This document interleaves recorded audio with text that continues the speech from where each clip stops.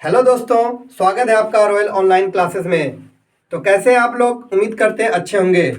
आज के इस क्लास में हम लोग सीखने वाले हैं, पढ़ने वाले हैं प्रतिबिंब यानी इमेज क्या होता है, प्रतिबिंब क्या होता है और यह कैसे बनता है। ठीक है, तो समझते हैं, हम लोग स्टार्ट करते हैं क्लास को। सबसे पहले समझते हैं प्रतिबिंब होता क्या है, इमेज होता क्या है। जब प्रकाश की किरणें किसी बिंदु स्रोत से आती है या किसी प्रकाश स्रोत से आती है और प्रकाश की किरणें परावर्तन के बाद, दर्पण से परावर्तन के बाद परावर्तित किरण जिस बिंदु स्रोत पर मिलती है या मिलती हुई प्रतीत होती है, उस बिंदु स्रोत को हम लोग क्या कहेंगे? प्रतिबिंब कहेंगे। उस बिंदु स्रोत को क्या कहेंगे? प्रतिबिंब कहेंगे। प्रकाश की किरणें दर्पण से परावर्तन होने के बाद परावर्तित किरण जिस बिंदु पर मिलती है, ध्यान रखिएगा, परावर्तित किरण, आपतित किरण नहीं, परावर्तित किरण, रिफ्लेक्टेड रे का मिलना बहुत जरूरी है, चाहे वो रियल में मिले या फिर वो वर्चुअल मिले। मतलब समझिए कि अगर रियली मिल जाएगा तो वह क्या हो जाएगा? रियल इमेज, वास्तविक प्रतिबिंब बनेगा। और वह रियल नहीं मिलेगा, अगर वह काल्पनिक रूप से मिल रहा है तो वह क्या बनेगा? काल्पनिक प्रतिबिंब यानी वर्चुअल इमेज बनेगा। तो ध्यान रखिएगा इस बात का कि दर्पण से परावर्तन होने के बाद परावर्तित किरण मिलना बहुत जरूरी है। जिस बिंदु स्रोत पर मिलती है या मिलती हुई प्रतीत होती है, ऐसा फील हो रहा है कि कहीं से मिल के आ रहा है जिस बिंदु पर, ठीक, तो उसी बिंदु स्रोत को क्या कहेंगे? प्रतिबिंब कहेंगे। तो आइए इसको हम लोग फिगर से समझते हैं कि कैसे प्रतिबिंब बनता है।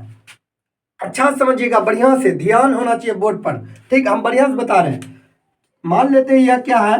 एक समतल दर्पण है, एक वस्तु इसके सामने, एक ऑब्जेक्ट है, इसका नाम मान लेते हैं, इसका नाम है ढोलू। इसका नाम क्या है? ढोलू। यहाँ पर प्रकाश स्रोत है, कोई प्रकाश की किरणें आ रही है, बहुत सारी किरण है, बहुत सारी किरण आप ले सकते हैं इसमें से, ठीक है, लेकिन हम लोग कम से कम 2 किरण लेंगे। क्यों लेंगे 2 किरण? तो हम इसके बारे में भी बताते हैं। आप 2 से अधिक भी ले सकते हैं। 2 से अधिक लेंगे तो प्रतिबिंब बनाने में क्या हो जाएगा? कचरा हो जाएगा, कचरा लगेगा, अच्छा नहीं लगेगा देखने में, इसलिए हम 2 लेंगे। क्यों? क्यों? फ्रेश लगेगा, HD क्वालिटी होना चाहिए बढ़िया से, इसलिए हम लोग 2 लेंगे ताकि आपको HD क्वालिटी में दिखे, है ना। तो अब समझते हैं कि इससे बहुत सारी किरण आ रही है, हम एक किरण लिए कि लंबवत पड़ रही है। लंबवत मतलब 90 डिग्री के कोण पर, समकोण पर। तो हमने पिछले क्लास में बताया था, यदि कोई प्रकाश की किरण दर्पण में लंबवत पड़े, परपेंडिकुलर 90 डिग्री के एंगल पर, तो वह परावर्तन होने के बाद वह उसी रास्ते पर लौट जाती है। परावर्तित किरण उसी रास्ते में लौट जाती है। ये हम पिछले क्लास में पढ़ चुके हैं, उसी का यहाँ इस्तेमाल कर रहे हैं, उपयोग कर रहे हैं, यूज कर रहे हैं। एक किरण मान लेते यहाँ पर आया, ठीक, इस बिंदु स्रोत पर, इसको बोलते हैं आपतन बिंदु। यहाँ पर सबसे पहले खींचा जाता अभिलंब, और यहाँ जो कोण बनता है इसको आपतन कोण कहते हैं, आई से दर्शाते हैं, एंगल ऑफ इंसिडेंस कहते हैं इंग्लिश में, ठीक। और according to law of reflection of light, प्रकाश के परावर्तन के नियम के अनुसार जितना एंगल आई होगा उतना ही एंगल आर बनाकर वो क्या होगा? अपने रास्ते चले जाएगा। तो अब समझिए कि यहाँ परावर्तित किरण नीचे इधर जा रहा, परावर्तित किरण किधर जा रहा? नीचे, इधर यहाँ पर, और परावर्तित किरण यहाँ इधर जा रहा। तो ये दोनों देखिए, तो रियल में कभी जिंदगी में मिलेगा? जिंदगी में नहीं मिलेगा ये, लेकिन ऐसा लग रहा है ना कि ये कहीं से मिल के आ रहा है, ऐसा प्रतीत हो रहा, ऐसा फील हो रहा हमको कि ये आप आगे तो कभी नहीं मिलेगा, लेकिन ये पीछे कहीं मिल के आ रही है। तो मान लेते हैं पीछे कहां से मिल के आ रहा भाई? लंदन से तो नहीं आ रहा है। तो जिस बिंदु स्रोत से मिलती हुई प्रतीत होती है, जिस बिंदु स्रोत को, वहां पर क्या बन जाएगा? इसका प्रतिबिंब बन जाएगा, ठीक है। तो ये जो प्रतिबिंब बना, ये वास्तव में मिला क्या? नहीं मिला, ये काल्पनिक रूप से मिला। तो इसको हम लोग कौन सा प्रतिबिंब बोलेंगे? काल्पनिक प्रतिबिंब, काल्पनिक प्रतिबिंब बोलेंगे इसको। और यह क्या होता है काल्पनिक प्रतिबिंब? वर्चुअल इमेज होता है, इसको इंग्लिश में वर्चुअल इमेज कहते हैं। काल्पनिक प्रतिबिंब का एक नाम और है आभासी प्रतिबिंब, इसको कहते हैं वर्चुअल इमेज। इसका एक खासियत है कि यह हमेशा सीधा बनता है, यह हमेशा सीधा बनता, और इसको आप पर्दे पर प्राप्त नहीं कर सकते हैं। इसके बारे में लिखेंगे हम लोग आगे, ठीक है। तो यह क्या हुआ?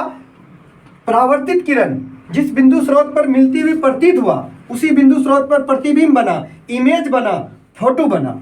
ठीक है, तो यह क्या हुआ, काल्पनिक प्रतिबिंब, वर्चुअल इमेज बना। ये रियल में ये नहीं मिला, काल्पनिक रूप से मिला। तो ये था हमारा काल्पनिक प्रतिबिंब। अब एक हम एग्जाम्पल लेते हैं वास्तविक प्रतिबिंब का। ठीक, इसको मिटा देते हैं। मान लेते हैं यह एक अवतल दर्पण ले लिए हम,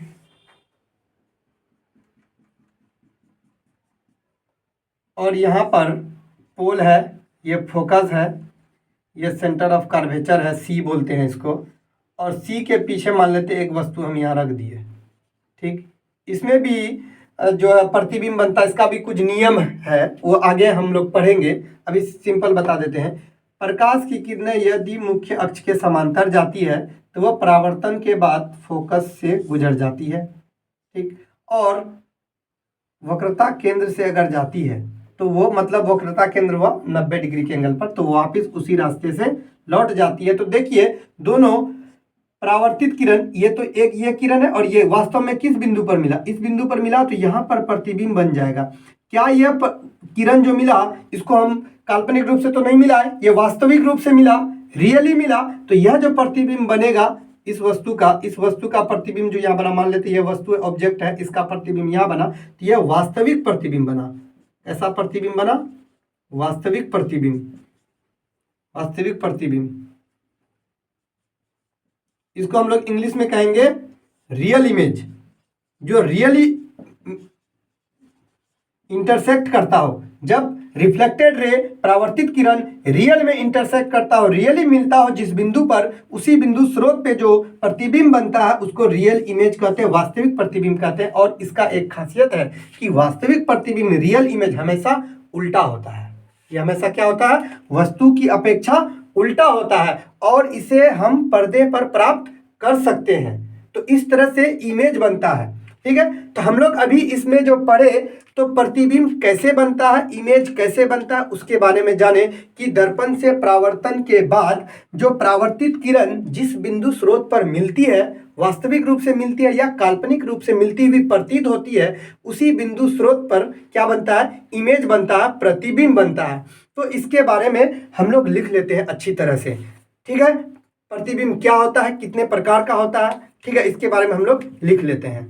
ठीक, तो आइए प्रतिबिंब क्या होता है उसको लिख दिए हैं। प्रतिबिंब, प्रकाश की किरणें दर्पण से परावर्तन के बाद जिस बिंदु पर मिलती है या मिलती हुई प्रतीत होती है उस बिंदु स्रोत को प्रतिबिंब कहते हैं। और प्रतिबिंब कितने प्रकार का होता है, प्रतिबिंब दो प्रकार का होता है। पहला वास्तविक प्रतिबिंब, इसको इंग्लिश में रियल इमेज कहेंगे, और दूसरा है काल्पनिक प्रतिबिंब, इसको इंग्लिश में वर्चुअल इमेज कहेंगे।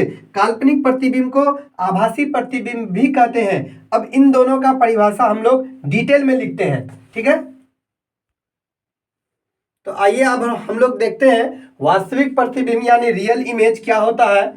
तो प्रकाश की किरणें दर्पण से परावर्तन के बाद जिस बिंदु पर वास्तविक रूप से मिलती है, वास्तविक रूप आप ध्यान रखेंगे, वास्तविक रूप से मतलब रियली जिस बिंदु पर मिलती है उसे वास्तविक प्रतिबिंब कहते हैं। और इसका दो इंपॉर्टेंट पॉइंट ध्यान में रखेंगे। वास्तविक प्रतिबिंब को हम पर्दे पर प्राप्त कर सकते हैं, मतलब यानी रियल इमेज को पर्दे पर प्राप्त किया जा सकता है, लेकिन और यह जो है वस्तु की अपेक्षा हमेशा उल्टा होता है, इन्वर्टेड होता है। रियल इमेज, वास्तविक प्रतिबिंब हमेशा वस्तु की अपेक्षा उल्टा होता है। इसको दो पॉइंट को आप ध्यान में रखेंगे। काल्पनिक प्रतिबिंब यानी वर्चुअल इमेज, प्रकाश की किरणें दर्पण से परावर्तन के बाद जिस बिंदु पर काल्पनिक रूप से मिलती है, मतलब मिलती हुई प्रतीत होती है, कल्पना है, तो काल्पनिक रूप से जिस बिंदु पर मिलती है उसे काल्पनिक प्रतिबिंब कहते हैं यानी वर्चुअल इमेज कहते हैं। और इसको हम पर्दे पर प्राप्त नहीं कर सकते हैं, इसलिए लिखे हैं इसे पर्दे पर प्राप्त नहीं किया जा सकता है। और यह वस्तु की अपेक्षा हमेशा सीधा होता है यानी इरेक्ट होता है। कभी कभी आपको क्वेश्चन पूछ देगा कि बताइए वास्तविक प्रतिबिंब और काल्पनिक प्रतिबिंब में क्या अंतर है, क्या डिफरेंस है, what is the difference between real image and virtual image. काल्पनिक प्रतिबिंब और वास्तविक प्रतिबिंब में क्या अंतर है। तो अंतर जब भी लिखा जाता है आप ध्यान रखेंगे, अंतर कैसे लिखेंगे, क्या एक तरफ लकीर फाड़ देंगे, एक तरफ हो जाएगा आपका, एक तरफ लिखेंगे क्या वास्तविक प्रतिबिंब, एक तरफ वास्तविक रखेंगे और एक तरफ क्या लिखेंगे, काल्पनिक प्रतिबिंब। और वास्तविक का पहला जो नंबर हो जाएगा ये वास्तविक प्रतिबिंब का परिभाषा आ जाएगा और काल्पनिक में इसका परिभाषा आ जाएगा, पहला नंबर। दूसरा पॉइंट में क्या लिखेंगे, इसे पर्दे पर प्राप्त किया जा सकता है और काल्पनिक में इसे पर्दे पर प्राप्त नहीं किया जा सकता। और तीसरा पॉइंट क्या लिखेंगे, यह वस्तु की अपेक्षा हमेशा क्या होता है, उल्टा होता है। और इसका तीसरा पॉइंट क्या लिखेंगे, यह वस्तु की अपेक्षा हमेशा सीधा होता है। तो कभी कभी क्वेश्चन पूछ देता है कि वास्तविक प्रतिबिंब और काल्पनिक प्रतिबिंब में क्या अंतर है। ठीक है, तो आपको उम्मीद करते हैं समझ गए होंगे प्रतिबिंब क्या होता है और कैसे बनता है।